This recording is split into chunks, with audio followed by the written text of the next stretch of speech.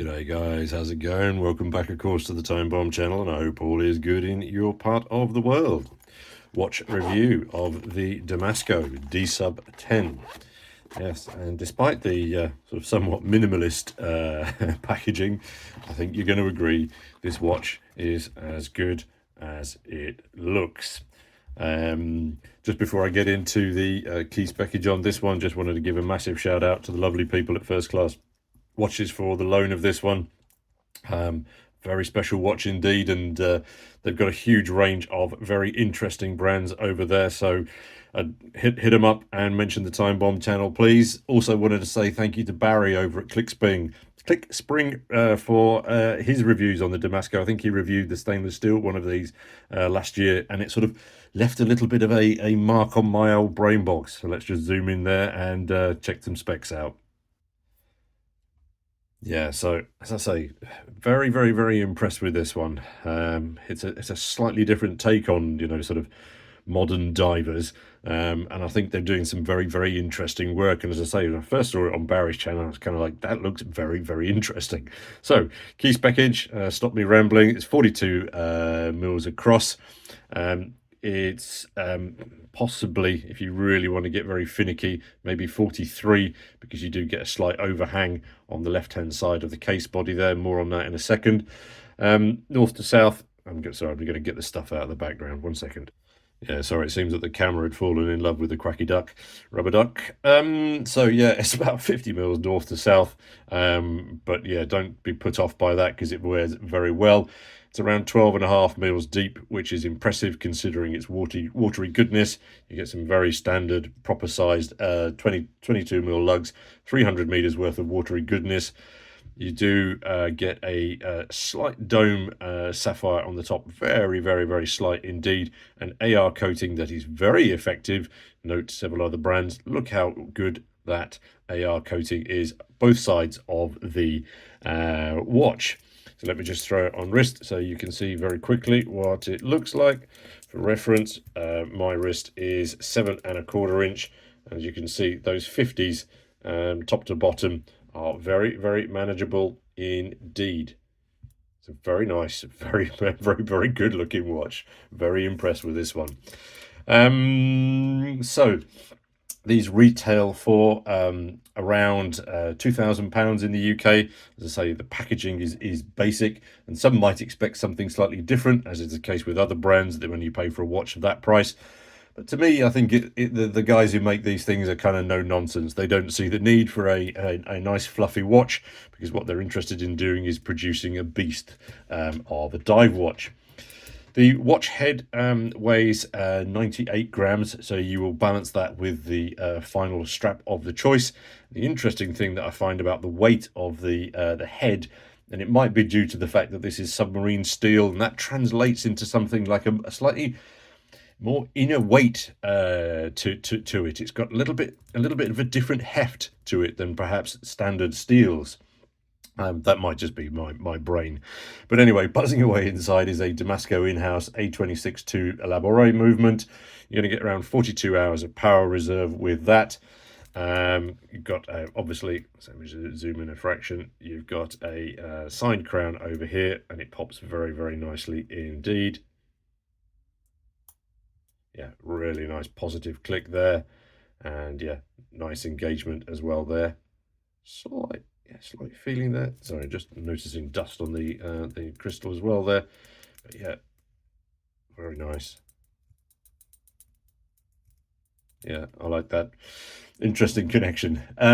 Quick set date there as well. The date window, yes, it's teeny tiny, but because they've color matched that to the with the bright yellow there, you can see it, and even at distance you can still see it. It does pop quite well, but yeah, I mean, they could have made it larger.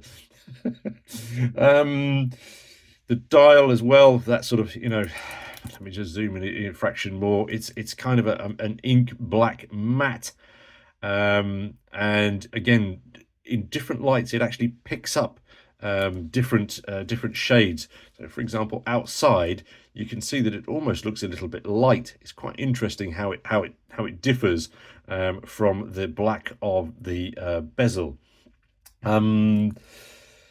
It's sort of I think the interesting thing to me is that it's as if the black dial, the blackness of the dial absorbs all of the light away from the hands and hour markers, allowing them to sort of pop even further. It's an interesting optical effect.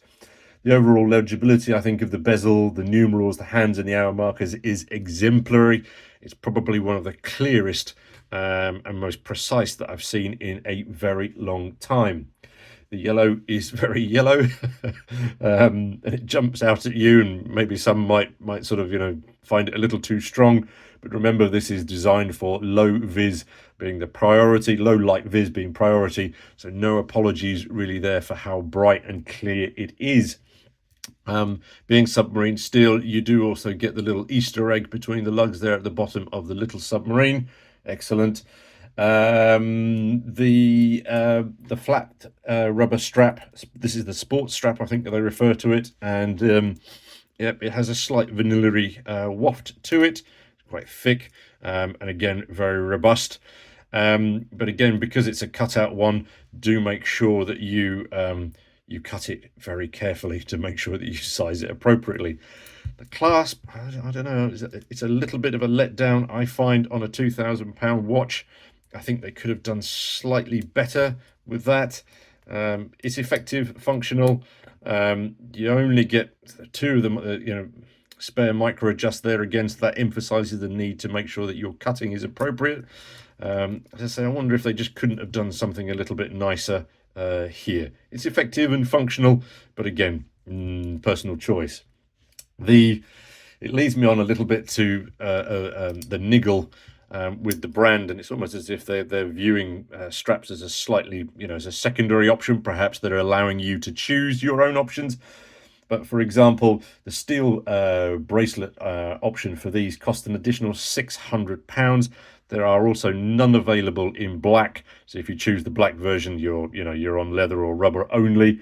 I appreciate that the bracelets are going to be built, as heavily and hardcore as the watches, but they're only actually sold as an extra. And if you look at the sister brand, or the sister Teutonic brand of Zinn, for example, their OEM bracelets are far cheaper. So yeah, it's a bit of a toss-up really as to advantages and disadvantages of that. The loom, you've got C1 X1, and it's looked like this. The one thing that I did notice and was puzzled by slightly is that the Twix markers at the 12 slightly darker, or not as shiny perhaps as the rest of the dial, and it's usually the other way around on proper dive watches. The bezel action, again, you've got proper crenellations there to get hold of, and as I say, because it overhangs just a fraction, the grippage is perfect, and it sounds like this. As you can hear, it is a 60 clicker.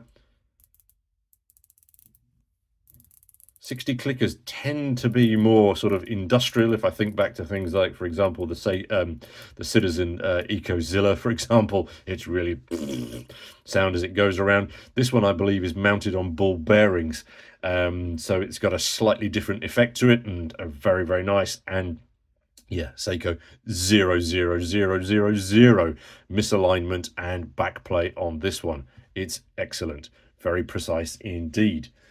So in conclusion, if you want a gnarly, very gnarly sort of beast of a tool watch, that is something a little bit different to what many other people are wearing, and it's a little cheaper as well than perhaps a Tudor Black Bay or a Pelagos, then maybe this is a very interesting alternative to look at. The stainless steels, as to say, bring something else to the party, over this stealthy black.